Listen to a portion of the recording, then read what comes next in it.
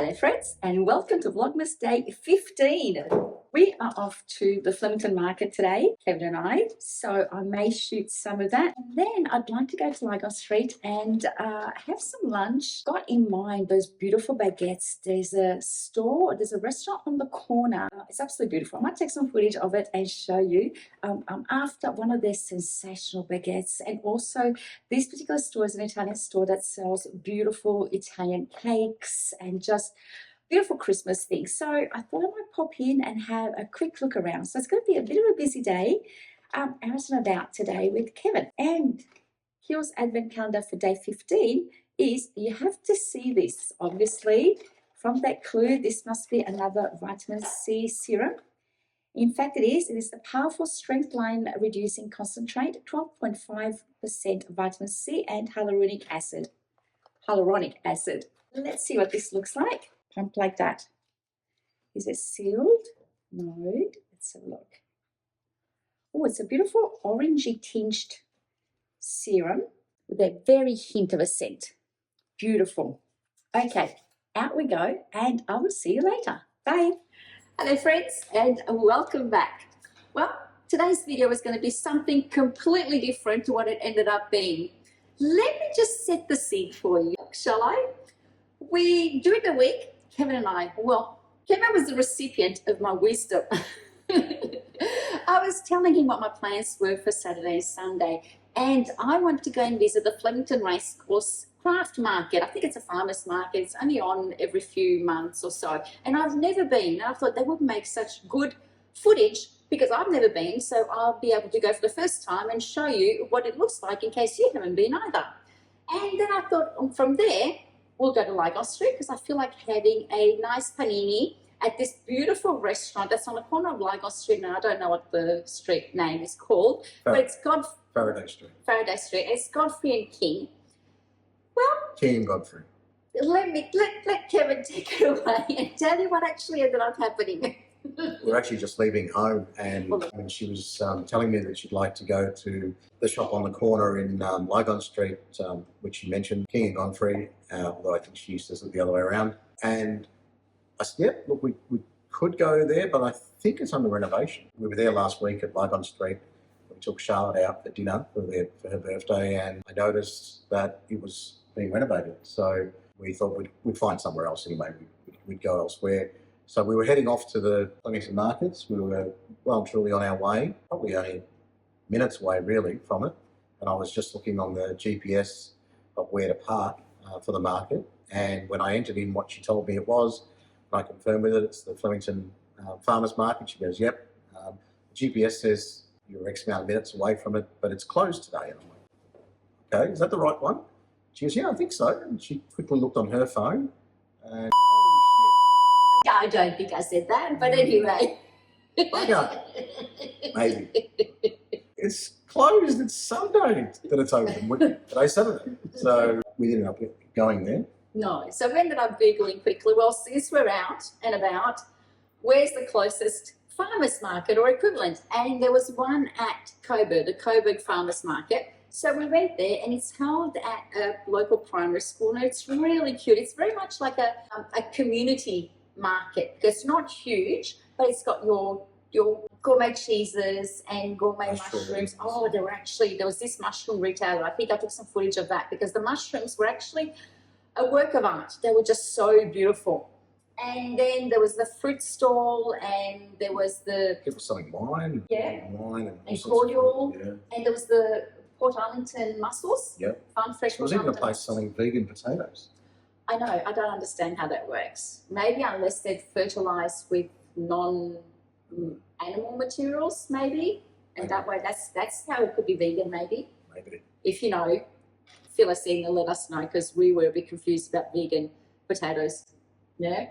So we went there, and then I thought, well, since we're close enough in the city, let's go and have a look at Fitzroy Gardens, because I remember we went there a couple of years ago when we had an exchange student. We went to visit the cook's cottage there. I thought it'd be cute to see it at Christmas, see if they've got anything in there that's Christmas themed. So we went there, and Fitzroy Garden, if you've never been there and you're in Melbourne, pop in and have a look at it. It's actually a beautiful park. There's this beautiful walkway that's overshadowed by these beautiful, I'd say they're 100-year-old trees, wouldn't you? At least, yeah. Yeah, and they have this beautiful streetscape. It's just gorgeous. So I took some footage there and I'll show you. Plus they have the conservatory there as well. That's right, yes. They have beautiful flowers. Full of geraniums. Hydrangeas? Hydrangeas, yes. I remember those flowers. They were one of my favourites. Oh, one of my mum's favourites, which she used to love. Yeah, and they're beautiful colours. They're Yeah. pink and purple and blue. White, yeah. They're absolutely gorgeous. So we went there and then we thought, well, let's go to Largon Street to go to King and Godfrey, which is closed down. But we had the close renovation. So we had the panini in our head. Yeah. So I remember last time we were going through Lygon Street, or a while back, we passed a cafe or delicatessen called Doc, D-O-C. They've also got a wood-fire pizza place around the corner that we've been to, which is very good. Same people, but they've got this cafe in deli. And I remember last time they made these beautiful paninis we'd eaten elsewhere, and I thought, oh, well, next time we'll have to make a note. Which we always say that we don't make a note, we always forget to go back to these places. This time I remembered, especially because she said she wanted to go somewhere for a panini. So this turned out to be quite a nice lunch. Yeah, very traditionally Italian. So much so that even the waiters are straight out of Italy with the Italian accent and the Italian mannerism. It's like, I guess, like being in Italy when you're not in Italy. Yeah. And even their pizzas are traditional Italian pizzas that you would expect to find in a pizzeria in Napoli. It's just really quaint, really pretty. Yeah, I had the porchetta, which was like the pork chopped up like salad and things like that in there, which was really nice with some cheese. Yeah, and I had the caponata with provolone, which caponata is like eggplant, capsicum. It has celery in it, tomato sauce, and like a sweetish cheese on it. It was absolutely divine. Talking of divine, let me share last night's dinner with you. Did you enjoy last night's dinner? I did, yeah, it was really nice. Do you remember that I made the Napoli sauce recently and I shared it with you? Many of you have said that you've tried it and absolutely loved it. I have an enhancement on it. I had some loose zucchini and capsicum that I needed to use. Friday's my clean out the fridge day, and I had some tomatoes that I bought earlier in the week that I hadn't used up. So I thought I'll make some more Napoli sauce, but I'll use some of the frozen Napoli sauce I have in the freezer. And what I'll do is I'll use the capsicum and the zucchini. So instead of making a meat bolognese sauce, I decided to make a vegetarian bolognese sauce, but, well, vegetarian, as much vegetarian as I can make it, because I took out the pancetta that I bought and showed you, which is like Italian bacon, and I sliced that really finely and then chopped it up. I chopped up the zucchini into little cube sizes, and I did the same with the capsicum, sauteed all that in some olive oil, and then added that to my Napoli sauce, and it was delicious. A bit of Parmesan cheese grated over the pasta. Oh, it was divine. But I actually went back for seconds. it was that nice, eh? And my son, who doesn't normally eat dinner because he's always happy to go out and cook his own or make something else, he had it as well. So that says something about it. And because I've filmed it now, I'll be able to repeat it, because you always say... Well, she's a very good cook, but a lot of times she cooks with love, with a bit of this, bit of that, no recipes, just makes it up as she goes. Generally works out really well. Only if you wanted to repeat a recipe, it's very difficult because she can't remember what she put in it. Or she doesn't have those ingredients today that she had last time. So getting her to repeat one of our favourite dishes is difficult. Even a funny story from when we were first newly married, she actually made me my favourite soup. And I remember coming home, she was so proud of herself that she made this dish for me, and it was pumpkin and ham soup. Although my favourite soup was pea and ham soup. She got the pea right. I was a bit sort of confused when it was my favourite soup that I've never tried before. It was bright orange with bits of ham floating around. It was delicious. It might be my new favourite, but it's not what I was expecting when she said it was my favourite soup. But it's the experience of living with Deb. You never know what to expect. She'll always try something new when she cooks, and look, most of the time it's lovely. She's a great cook. I followed suggestion from one of you, suggested the next time I make the Napoli sauce to add capsicum. Well, when I was making my new batch of Napoli sauce, I happened to have a bag of red capsicum in the fridge that needed to be used up. So I chopped them up with the tomatoes, pretty much the same way that I make the Napoli sauce. I just did the same thing, but it had this time capsicum. I'll show you some footage in here so you can see. And then I blended it all up and froze it in individual components for nightly dinners. During the week when I don't have time to cook something, I've got that I can either use it as is, or I can improvise with whatever I've got in the fridge that I want to use up and just add to it. So that is dinner. Outfit of the day, quickly, before I forget, I made a list of the things that I want to talk about so that we don't go off in a tangent and then forget what we wanted to say. I'm wearing the Target dress that I showed you in what would have been your video today, so Vlogmas day 14. The Target dress with the Target hat, and then the Tommy Hilfiger sandals and just a tote to go out. And I felt that that was the perfect outfit for a day at the market, which unfortunately didn't pan out that way. And I've just realised, I think this is the third year that I've appeared in wearing Tommy t-shirts or tops on. So I do have other clothes beyond Tommy, but it is one of my favourite stores. I tend to shop in whenever we go to America, as particularly is where I buy a lot of the gear that I've got. But yeah, I'm wearing Tommy, and I'm wearing Tommy shorts as well. So. The funny thing is that when it's birthdays, anniversaries, or Christmas, I generally start giving out hints to my kids and to everyone around. Hey, if you're thinking about a present, I'd like X, Y, Z. Or, you know, if you're thinking about this, I don't know what your budget is, but I've got this at this range, this at this range, and this at this range. Up to you. Not fast what you buy me, but that's what I'm thinking I'd like to have. Kevin, on the other hand, birthdays, Father's Day, Christmas, what would you like? I don't know. I don't need anything. What would you like to buy us? What would you like me to buy you? I don't need anything. So then what happens is he gets Tommy Hilfiger clothes because we know he likes them. So everyone buys him Tommy Hilfiger shorts, t-shirts, shirts, because at least we know he wears them. Look, I generally tend to, if I want something, I go out and buy it for myself. So it's a bit hard when it comes to presents because I know everyone's generally, especially the kids, are on a budget. So I'd let them surprise me what they decide to get me. It's always nice to get a gift. The funny thing is he's so hard to surprise.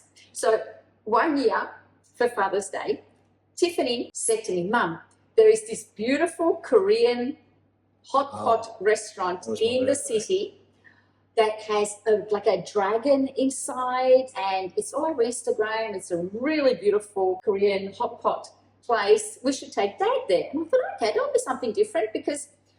I'll have to get some photos that I've got in my phone, and you can share them with people. The chili that was in this, and we asked for it to be mild, not spicy. I don't know if she understood that and said extra spicy to the chef, because we couldn't, it was volcanic hot. We could not eat it. And we asked them, is there any way you can take some of the chili out? So she said yes, she could. She scooped out 3 bowls of chili. Of red hot chilies. There was still more left in it. She just scooped as many as she could out. So I think they put every bit of chili they had in the place. They must buy chili by the sackful. It was insane. I mean, the fit out was lovely. Yeah. I think that's what Tiffany knew I would like. So the place looked amazing, but yeah, it was it burnt the inside of me. So it was a memorable birthday. So now, whenever we take him out, we just take him to Five Guys because we know he's going to like the burgers. He's not going to be able to complain about it. And unless they run out of bacon, he's going to be happy.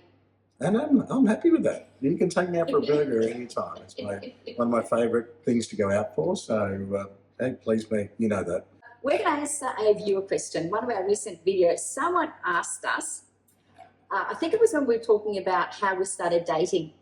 They asked us, they'd be really keen to see or to hear how Kevin proposed to me.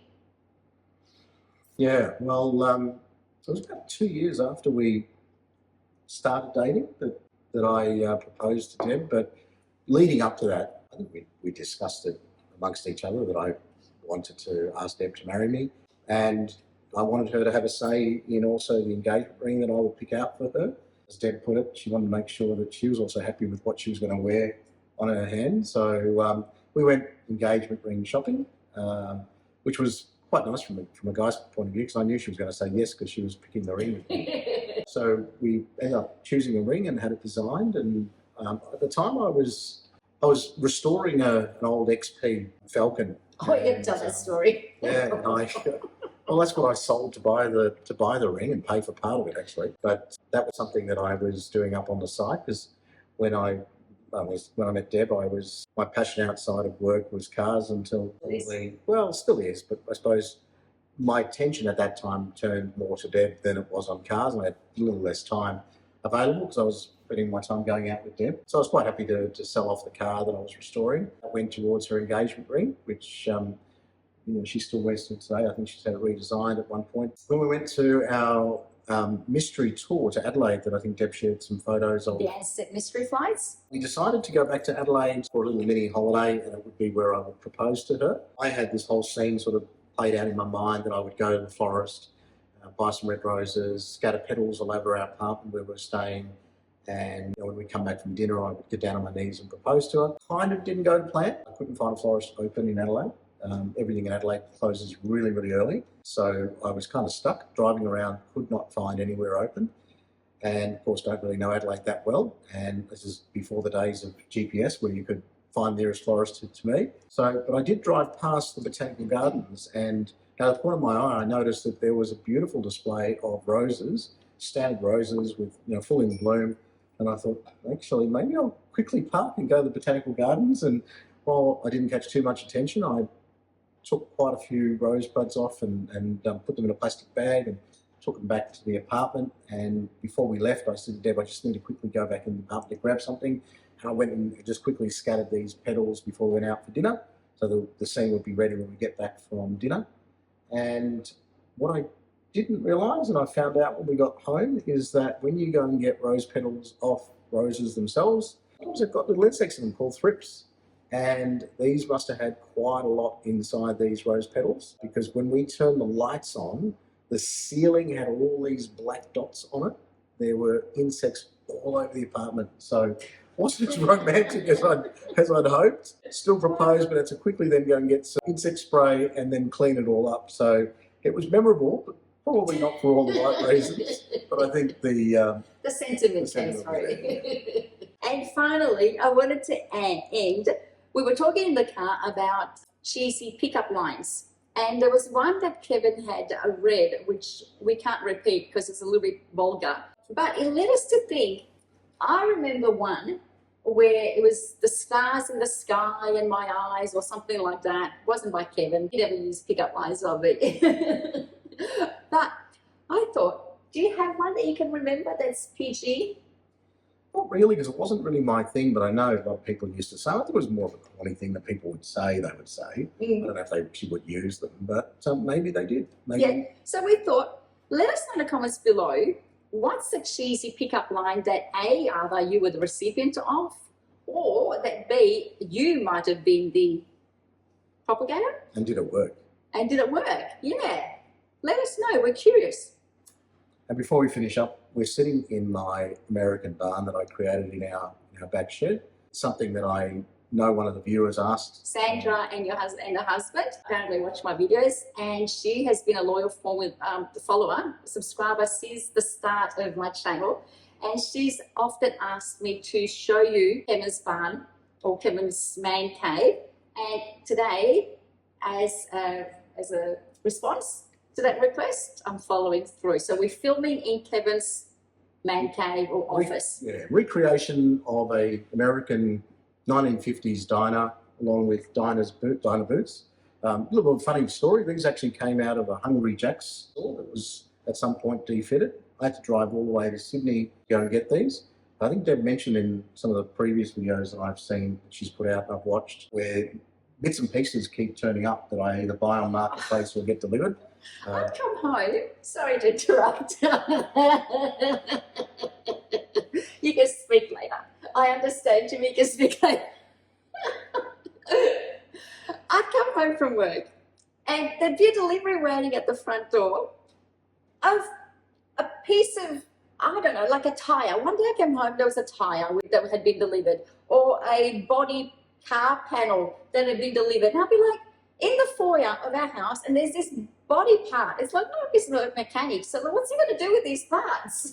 Yes, just speak now. A piece of memorabilia. It's actually a front bumper bar of a supercar that raced by Craig Lowndes. So each one of these little things have little little memories for me, little things that I've connected to over the years. I've been a passionate car lover for all my life. Deb's known that since she's met me. Funny story. We used to work in the bank together, and one day he comes back from lunch carrying a bumper bar, like a chrome, big, huge bumper bar over his shoulder. You know, I said, "What is that?" Went and got it with a tram, actually. I needed it. Imagine. And back in those days, he was wearing a suit. Well, it was handy. It was close to the city where I needed to pick it up, and I caught the tram to go and get it on my lunch break. And I used to catch the train to work, so then I caught the train home with it. Having to work with this bumper bar on your shoulder. Didn't think anything was wrong with that. It's pretty normal. On my weekend, I was a midnight mechanic. I'd be always working on cars wherever I could find some time to restore and repair cars, which I did quite a few in my time. So he trawls Facebook Marketplace and he gets alerts of whatever he's looking for, and it'll be the weekend, and I'm expecting him to be sitting on the couch or doing something, and suddenly he just gets up and I hear vroom. Like, what's happened? So I messaged him, where are you off to? Well, I mean, there was a place that I did zoom out for, which was a 1949 Tockheim petrol Bowser, which I've got in my barn, original petrol Bowser. And at the price that this guy advertised it for, I could not believe it. This thing is worth thousands of dollars. In reality, I picked it up for a couple of $100, and very fortunate, it was only a suburb or two away from where we lived. I hooked up the trailer and I was off to go and get it. And I very fortunately was the first person to get to this guy's house and managed to get this petrol pump. But yeah, I suppose less now. I don't have as much space left to put things. And what I might do is I might get you to grab the camera, and I'll just quickly get you to swing the camera around, and I'll show a couple of things here. That you'd be interested in that? Well, hopefully they are. So this is the American diner that he's created. So this was just a shed, which I had this room then created and plastered. It's a fun place where I have all my model cars and signs, and got a couple of race simulators, which don't work. Oh, they do work. Are those bottles of Coke real Coke? Real bottles of Coke from the 1940s. That was the poster that he actually wanted for the back wall. And for some reason, why didn't it end up that we used that? Well, unfortunately, they couldn't make it to the size. They couldn't make it to size. So. Okay. There are number plates, American number plates there. And neon signs and more model cars. And yeah, it's just a nice little place that I tend to work from when I'm at home. And it's my home little office. I sit on the diner booth. Nice place to just sit and chill and imagine I'm in America. Yeah. So that is it. Thank you guys for sharing this afternoon with us. I hope you enjoyed it. We'll see you. We'll see you, yeah. I keep getting dragged out of these videos. I'll see you tomorrow. Bye. Bye, guys.